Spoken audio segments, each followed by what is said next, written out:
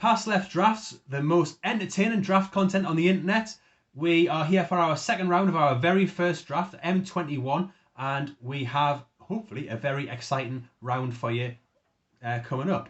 So you should be able to see the pairings on your screen. We've got Dan vs David, Great Ape vs Joe, Marius vs James, and Gareth vs Sam, and it's that final match that we're going to be focusing on in today's video. So I'm joined here by Fergus, and I know how much he likes hitting people in the face with red and white creatures. So do you want to talk us through Sam's deck here?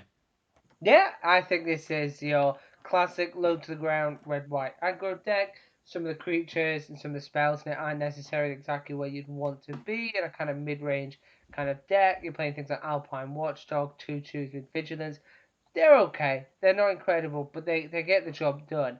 And decks like this, what they're really good at is just asking questions of their opponent. And if your opponent hasn't got a consistent strategy and a good plan, you can catch them out really easily. I think this is a pretty decent version of that deck with a few cards in there that I wouldn't want to be running, but it depends how your draft goes. Things like Dub, Sure Strike is not as good as things like Shock. But overall, I think it looks pretty good, and I'm excited to see how it does. Yeah, I think it's a strong deck. It's a good colour pair in the format, and it's got some really good cards in there. You got your Bazu's Acolyte and things like that. It does have the Shock in there, so I'm pretty excited to see what it does. But if we're going to talk about removal, we've got Gareth's deck here. Now, black-white, it's seen to be often life gain, and there is a bit of life gain in here, but don't really have the payoffs for it. But what it does have is a whole host of removal. 4 Swift Response, 2 Finishing Blow, and it's doing some quite potentially strong things here. It's what you see in a pretty good mid-range deck. Premium removal in there, things that can just take out anything on the board, and I think it's going to be a good matchup between these two decks, and I can't really tell which one's going to win just by looking at deck lists themselves, which sometimes you can do. Yeah, I think Gaz's deck here is really a kind of the classic bread strategy with a hard R on the removal. So it'll be good. We'll see what happens. Yeah. So let's go into game one. Okay, so we've got Gareth getting to choose to whether to go on the play or on the draw. We can pretty much expect he's going to be choosing a play here. What do you think? Who you got your money on for this match? I've always got to like red white, and looking at that hand is kept. It's a bit slow.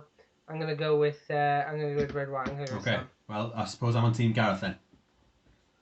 Sam. I mean it's slow. You could quite easily draw into a 2 or a 3 drop creature. He's got the removal in hand. Two different types of removal in there. He's fighting a 1 drop creature. Yeah.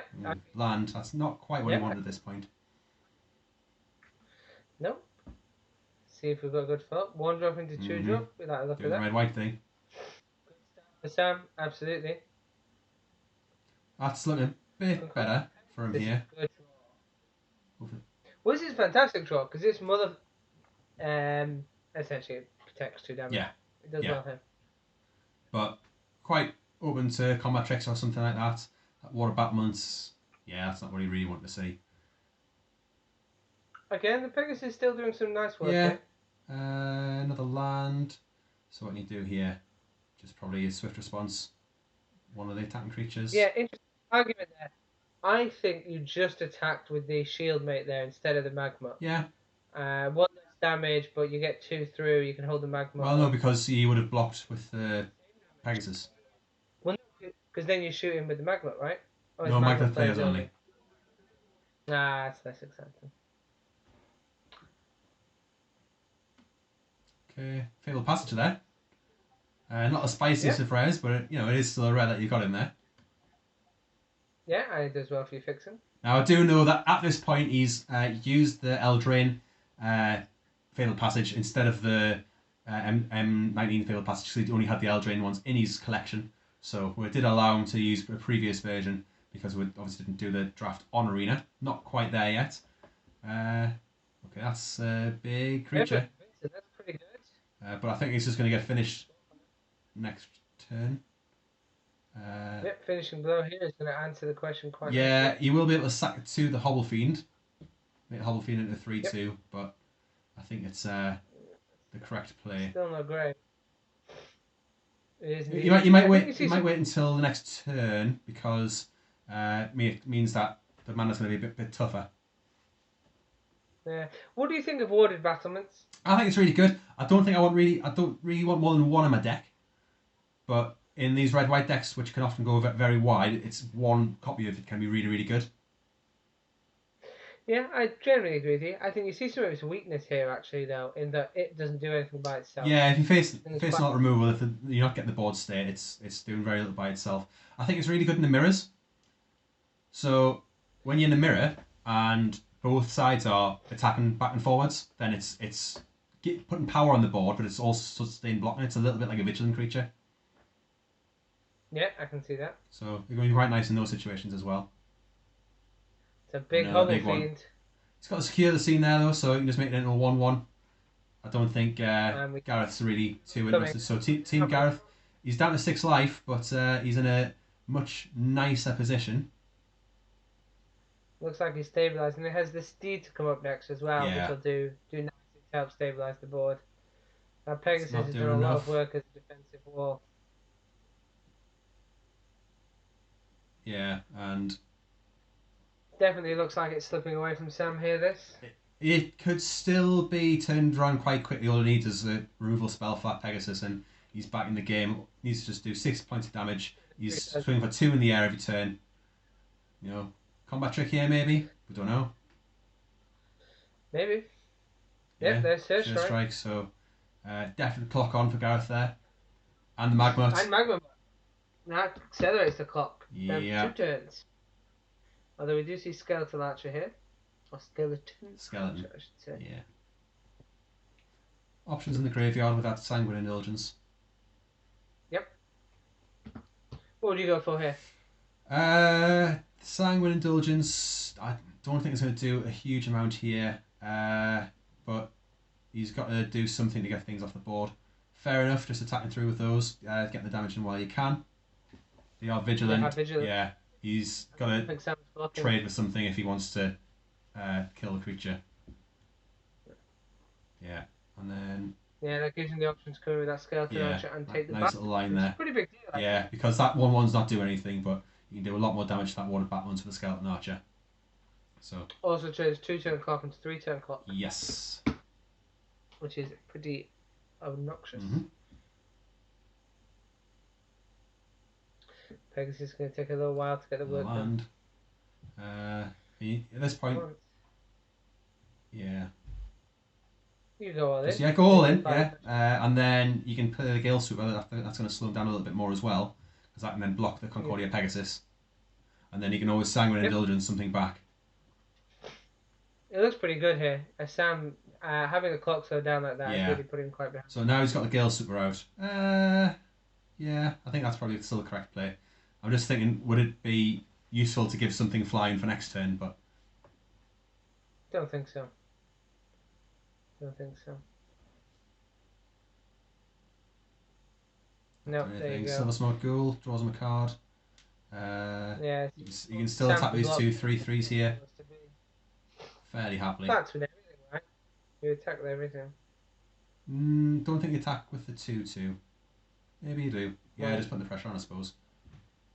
Yeah, literally, why not? If he trades with the Magma, that's great. If he blocks with the Pegasus, who cares? Yeah, that's pretty much what you want. Get 6 damage to. Has vigilance, it's not under threat. Yeah, you can then swing back with the Pegasus and you can ping with the Magma twice. You can, but that leaves him dead to shock, but... Shock, any kind of... yeah, so he's yeah. Well, he's got the Pegasus here anyway, but that's still true even if you don't attack with the 2/2. So you can't really play around that. Other than playing Pegasus. And he still did shock anyway. Very close game. Oh, there it is! Oh! Magma! There you go, boys! Wow, okay. You can't play around it, boys. Yeah, holding it back there till the last second. Oh, incredible. I love it. Hilarious. I love it. Okay. Who needs to control the board state? You just need to get your opponent's life token then. I mean, that's what I want to see. That is entertainment there for you. Yep, absolutely. That is fantastic. Well done, Sam. I like that a lot. So, did you just spot what he put in there? I think it was a Fetid Imp, maybe? Is it a Fetid Imp he brought in? I didn't spot it, but... Oh, I yeah. thought I saw Well, something get dropped in. He's had 41 cards in there now, so he's definitely dropped something in. no, I do want more creatures here. You want more creatures, not less. Yeah, we didn't see a huge amount in the way of removal there. No. Well, also, you just want more stuff to help you stabilize and contest the board early on. I'd be tempted to bring in Tavern Swindler, just 2 mana 2/2. Help fight the fight. Maybe, yeah, yeah. You just like you have the stronger deck, you have the stronger late game players, you have the removal to Hmm. stabilize. If you can mitigate the harm you take in the first couple of turns, you're in a much better position. Well, he's still got a decent amount of 2 drops there. Well, he's got 1, 2, 3, 4. He's got 5 2-drop creatures there. He does, but It's that is only pretty five high. 2-drop creatures. You can play more. Yeah, he's taking out his Yeah, fan Sanguine of the decision. Indulgence. He's put it back in. I think that card's slow. I don't It's mind. yeah, but it can get back his good blockers later on. So I think he's more thinking: is he wanting to be aggressive here, or is he wanting to be responsive? And that's the big question he's I asking himself. I think you always want to be the aggressive player. Well, you do. I think I just think it's better to ask the question and then answer. It's not Yeah, take he's going to be on the it. play as well, which does affect things. Yep, makes you much more. Sorry, no, he's going to be on the effective. draw. He's going to be on the draw this round. You won the last round. Oh no, he lost. He Yeah. lost. No, he lost the last round, so he's going to be on the play. He's on the play. Yeah. Yeah. So we'll have to wait and see. Not a great hand there. No, Not got anything to you've play got. it early. He needs to get a swamp quite quickly. And it's a very dangerous hand. Very dangerous, actually. Swift response is nice, but even when he runs 4, you'd Yeah, expect a. yeah. It's not unlikely to see one, but. So in one I think fatal passage there again. Yeah, favorite passage. Not what you see a lot in this format coming out of the rare slot. I think because it's so fast, people don't want to. They're not splashing as much for that extra colour through the fabled passage or anything like that. So. Yep, I agree with you. I agree with you. Not the worst position here for Gareth because he can swift response that Hobble Fiend. Well, yeah, but he hasn't got 4th land here. And no black mana. No, he needs to cross his fingers for any land next turn, but preferably a swamp. Yeah, like if this is a dead draw This here, is good for him here. response is nice. That is nice. Does he have the feat resistance on the other side? He does. Ouch. Eee, that is not good. Okay. There's the swamp now. Yeah. That's what you want to say. Okay. The Crypt Lurker? Yeah, probably. I mean, it still doesn't really block well. Well, it's going in the road, so Yeah, it's just to stop the damage coming through, I think. But what he could do is he can play the Crypt Lurker this turn, and then Basil's Acolyte next turn. Yeah, he's going to discard the gold to draw a Yeah, card. because he can get the life. I don't think he's got any particular way to get life. Basil's Acolyte, if he gets a counter on it or something like that. Yeah, well, you take the damage here, and then you play I think Acolyte. you do, yeah. If you don't, yeah. Yeah. Because that Hobble Fiend's got to attack. There's no way you want to see, although No. this is a good opportunity Yeah, to stabilize. Valorous Steed here. No, I think I'll go for the Acolyte over the Steed. Well, so the thing is, if he draws a land, the next turn he can Acolyte and Feat of Resistance. Yeah, that's true. Um, It allows you to double block with the 3/3 and the 3/4, I suppose. yeah. So. Or even the yeah. Okay. You might just throw the 2/2 underneath, and then if he does get he'll be able to Basil's Acolyte next turn. He can put a counter on 2 different creatures then, and just chump with the 2/2. Yeah, but if you block with this double block with the Crypt Lurker and the Steed, you can only kill one of them anyway, even with the short sword. True. So that's probably what you do. He could sacrifice a Magmut to the Hobble Fiend. He could sacrifice the Magma Hobble Fiend and then do a 2/2. Or he could put dub on it. Or it's just a really fucking big Hobble Well, Fiend. that's a trample as well, to be fair. I think you have to double block So that. chump and... No, it's got first strike now. You don't want to double block. Oh, he's got first strike. Yeah. It doesn't have trample though, does it? It does. That's first strike, right? First strike from dub, it's got trample naturally. Well, this is shit. Yeah, a little bit. It's Oh, you need fear resist this turn. You just have to put the 2-drop in front. You have to take 5, go to 5, and pray you can stabilize before the magma kills you in 5 turns. I don't see your alternative here. You can put the Uh, prick and get yourself an extra 2 turns, but it's a tough place to be. Tough place to be. no, you put the 9 in front because you boost up the lurker and the steed, and then I mean, it still doesn't help you a lot, but it helps a bit. First strike trample, that's so painful. Trying to think, is there anything to do with the feat resistance next turn? Well, It's going to help him out probably here. depends on the damage if you had that Don't as think factor. there is really anything you can do. No, because obviously the first strike he's trying to double block to kill the Hobble Fiend anyway. So if you use Fear Resistance, it's just going to kill the other one instead. Yeah. Because the damage will go through to the other one. So it's really not ideal, the situation. I think I would go with the Knight, and I'd pray to draw removal. I think I'd keep my Crypt Lurker to help me stabilize with I Baz's. see him really thinking about it though. Oh, he's just letting it through. Okay. I think that's too dangerous. You only have 3 turns. Living on the edge. Oh. That's a decision I there. think this is correct. I think you keep your high value creatures and you. He's you got go 4 for swift response he could draw into here as well. That would change There's things what? quite a lot. Sweet, yeah, There. that's my point. You There you play are. for the resistance. Yeah, you play for the removal, and this puts you in the best situation here. You can then swing through with both of these because the steed's Got vigilant. And Just it has trying to get the feet damage in resistance. there to fight the clock. Yeah, apply pressure on the other side. Magma puts you down to 4 here, down to 3. You've got a few turns here, and Okay. you can put pressure down. So again, if he draws a land, he can Bazoo's Acolyte or Gale Super. I would say probably Bazoo's Acolyte with the feat resistance in the back pocket. And then he can Gale Super the turn after to give some flying. Acolyte allows you to put pressure down for 6, so that's 8, and then with the Acolyte is lethal the next turn, so you put him on the defensive that way. There's a 1-3. It's not a good blocker. Short sword. It is when you put a short sword on it, yeah. Yeah, that's very true. Interesting. But you can take it out with a feat resistance as well. And he's going to get the Bazoo's Acolyte down anyway, so both these creatures can have 4 power. Yep. I think this is looking a lot better here for Gareth. And the land is exactly what he needed. Yeah, I think it's pretty good. So you play the Acolyte going. Acolyte attack. Feat resistance when he blocks. He won't block.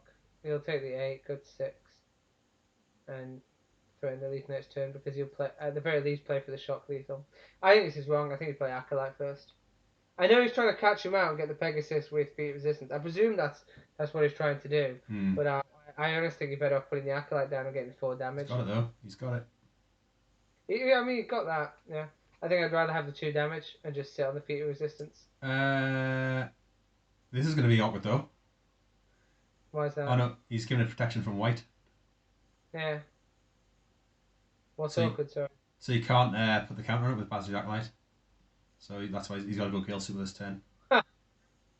Yeah, you're right. I don't think I genuinely think you better play Acolyte before that. I think you'd have got 2 more damage through. The Pegasus would still be alive, but honestly, who cares? You've got the feat protection in the pocket, and you got 2 creatures that don't care about it. So I don't think it's relevant. He's got the shock. Does he have the shock again? Shock. I mean, again, shock is lethal. That's actually very scary. That's actually exceptionally scary. He has to kill him this turn or he's dead. Yeah. And that self-save is going to be a bit annoying as well because it means he can block the Bazoo's Acolyte and then sack the Self-Savior. Yep. And he can make the Magma invincible, indestructible. That's very, very bad. I think that's... you can go in the air with something here. So 8, 9, 10. In the air with Bazoo's Acolyte just to get the life. I guess you 2. That does keep you alive, actually. That's true. Yeah. Yeah, you need to play those. Okay. The Swooper does a lot here, actually. And then you've still got the Fetid Imp to hold back as another blocker. Yeah, because you can't jump block with the Savior and then sack it because it's flying. Yeah. Interesting. You still suck the Arsonist here and shoot him in the face, I think. Really don't know which way this one's going to go. I'm almost worried. You know what I was going to say? It's lining up for shock, turn 2. Take 2. I'm too old for this pressure. Nope, you go face with Arsonist here. Yeah. He's going to gain 2, back to 3. You shoot with magma. You are facing down lethal next turn, which is not ideal. Oh, really? You throw away your magma? He'll selfless.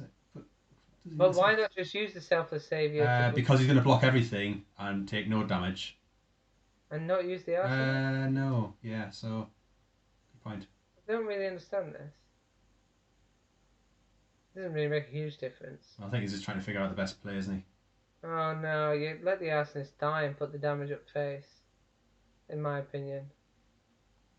Well, he's attacking with. He could attack with it next turn anyway, couldn't he? Yeah, it's true. And then he's either getting the damage in by attacking with it and hitting the face. You're right. You're or right. Yeah, no, you're right. Ooh, fetid pimp. More blockers. What is the line here? I mean, you the can line still win with shock here. is shock. Okay. Oh. I want to see it. Is it?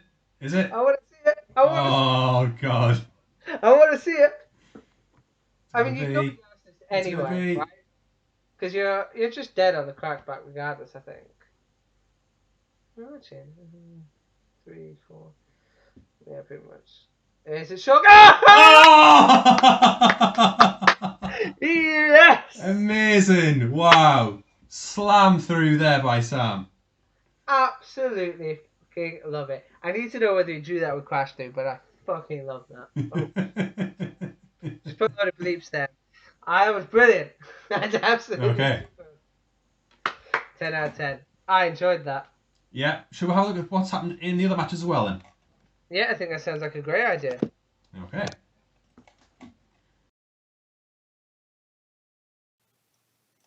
Looking at some of the other games in the pod, you can see here, game 1, Joe had a multi 4 and just lost the value trade against his opponent, the Great Ape, and not getting that nice fast start that he managed to get in the first round that we saw. However, game 2, he gets a much better start. He managed to get a bit of board presence.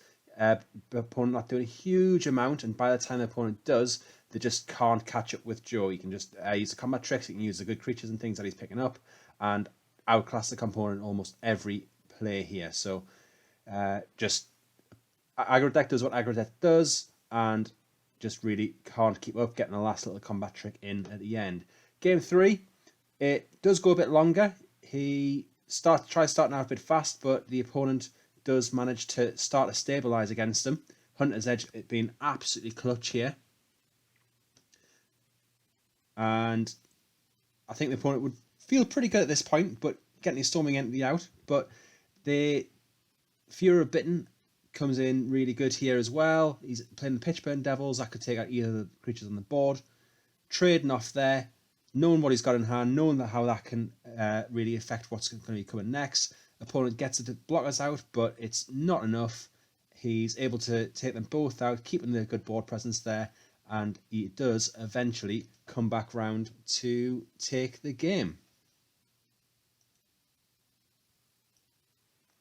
The other game we're going to look at is this game between James and Marius. So James we saw against Joe in the first match, in the first video, and he just got overrun by Joe's huge aggro deck. And it does look like that's going to happen in this game as well. His opponent gets a really good board state right out the gate, and James doesn't quite manage to make the speed up. You can see he's shooting for that Waker of Waves, and opponent does a nice big swing here. Not many blockers on the board, feels really safe. What he doesn't realise is that Waker of Waves is just in the back corner, waiting to come out, and when it does come down, really turns the tide in his favour. And if we speed up a little bit through this, you can just see how the board grows and grows and grows on his side. His opponent cannot get through at all, despite anything that he's trying to do, and eventually just wins the value race. Game 2, it goes in a similar fashion. His opponent doesn't really get at the start this time that he needs, though, and James just manages to really outplay him and outvalue and never lets his opponent get off the start. So thanks for watching. Next time we're going to have round 3, and of course we're focusing on the final round. So we'll be looking at Dan and Joe, who are both on 2 wins each. And I think that's going to be an interesting one. We haven't seen much of Dan, apart from in some of the highlights, but we have seen a decent amount of Joe. What do you think? What are the chances here between the two of them? I think Dan probably has the strongest deck in the pod. Based on what I saw from what he drafted and what he's built, I think he's probably the favourite going into this. I do think, however, Joe's playing aggro. It's boring to keep saying it, but you apply pressure, you ask a question. If you don't draw consistent, correct things in the right order, you're going to have a really hard time. So, Yeah, so if you want to see what happens next week, then click subscribe. Make sure you're going to get that notification to come through when the video comes out on Tuesday, and we look forward to seeing you there.